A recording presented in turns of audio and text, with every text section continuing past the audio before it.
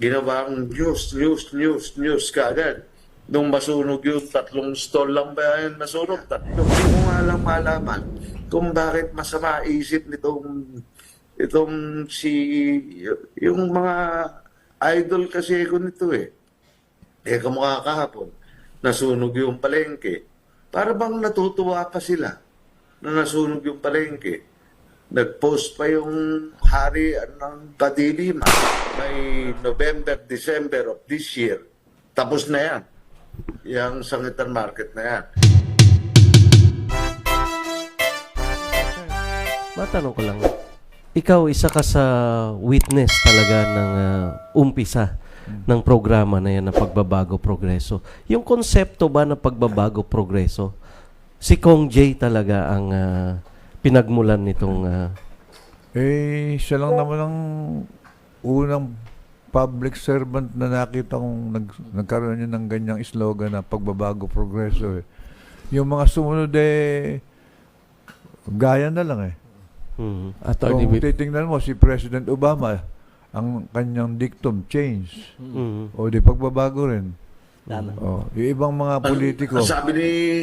Ang sabi ni Pangulong Obama change we must, change we will.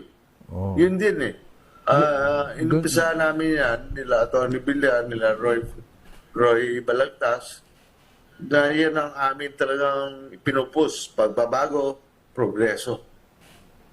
Dahil doon mo makikita at doon mo iisipin yung mayayaman na dito sa Kabanatuan, yumaman pa Yun ang katotohanan.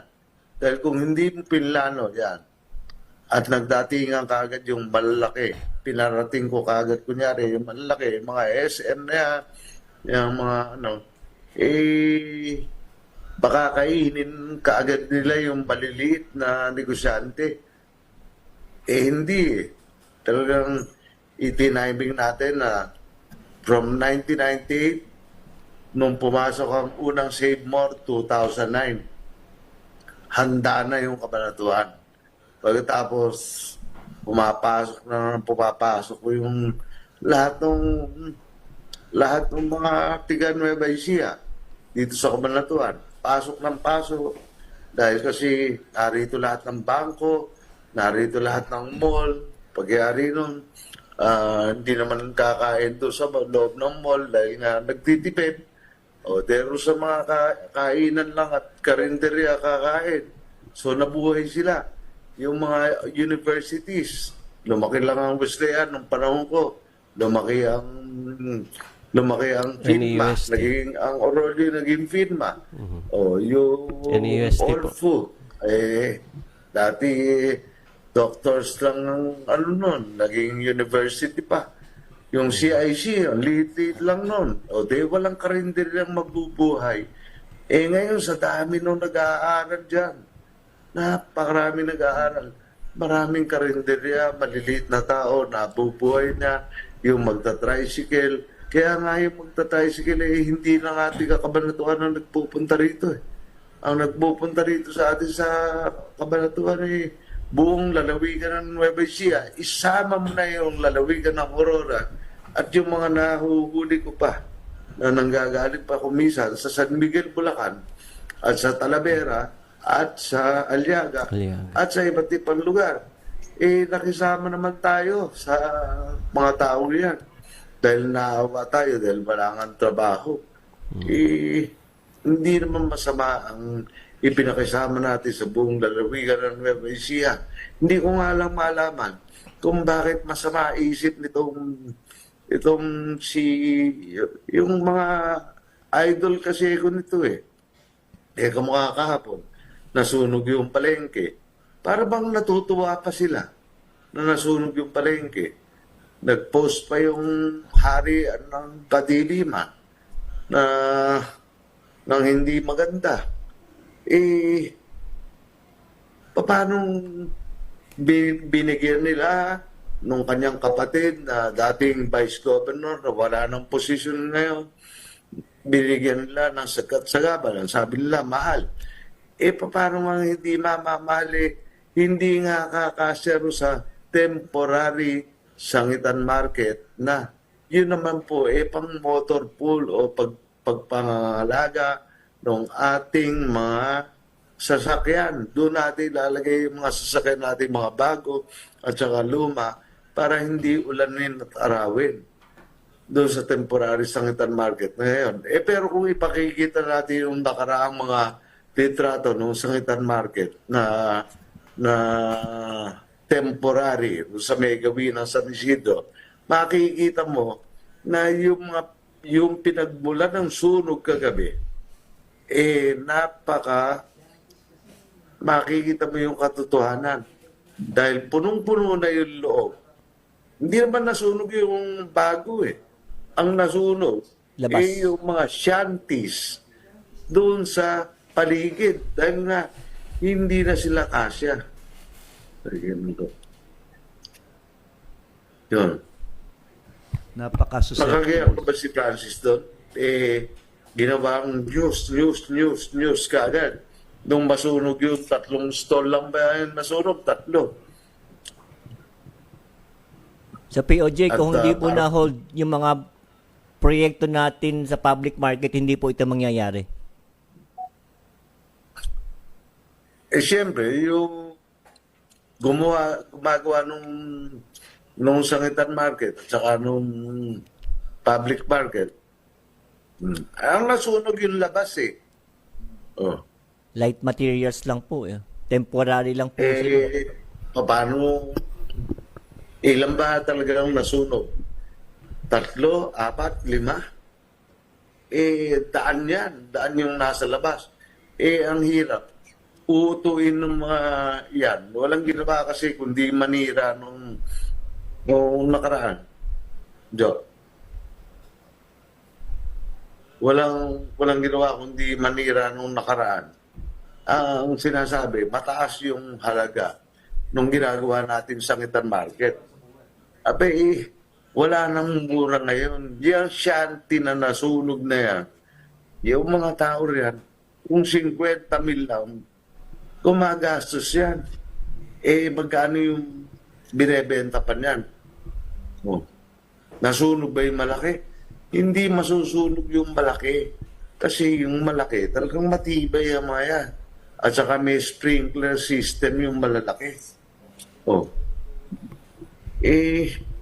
Ang nasunog, kung pakikita mo sa drone, kung ipakikita lang ni Francis sa drone, ang nasunog talaga, yung Nasa labas. yung mga shanty na nasa labas nung ayan, hop. Yan ang nasunog, di ba, Francis? Francis. Yes po, Di ba yan yan po. ang nasunog? Yan, hindi yung palengking malaki na yun para sa mga sasakyan natin, motor pool. Kaya nga, mahina talaga ang pinagkukunan kasi wala silang pagtingin at wala silang kakayanan sa kaisipan nila, Atty. Villar, Atty. Perez, Doc Gio. Pag-usapan natin yung kakayanan ng pag-iisip.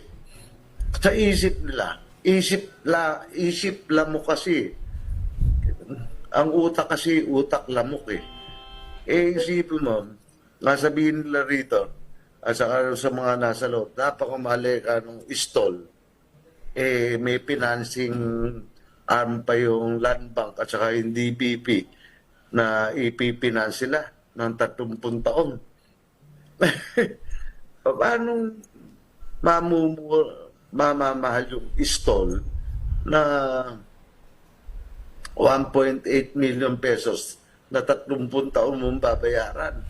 Dahil yung DBP at saka Land Bank, willing silang i-finance yung mga tao na yan. Yung 164 pesos ang araw, hindi ba nila kikitain yun? Doon sa bagong sangitan market. So, yun ang sinasabi ko. Kung titingnan po, sir, wala sila nung pangmalayo ang tanaw. Yung aking salita na alam nung mga teachers ng kabanatuan na ang malayo ngayon ay malapit bukas. Kaya Kaya oras na nanalo tayo, isipin mo, oras na inintriga tayo, natakot na yung contractor. Nung matakot yung contractor, siyempre, kasi ang laki na ng accomplishment nila. Ang laki-laki na nung singilin nila sa city, natakot pa sila. Ang sabi nila, wag muna. Baka matalo kayo. O, pag natalo kayo Vergara, patay kami. Hihingi ng lagay yan. Yung mga umali, pagka humingi ng lagay yung mga umali na yan, patay na naman kami. Patay kami. Di natakot yung mga kontraktor, hindi ka agad mayari ito. So ngayon, oras na nanalo nung 12 at 13 pa lang, vice mayor pa naman ako noon, mayor si Mayor Maika, mayor-elect pa, tuloy nyo na kaya, tapusin nyo na ng nangako ngayon.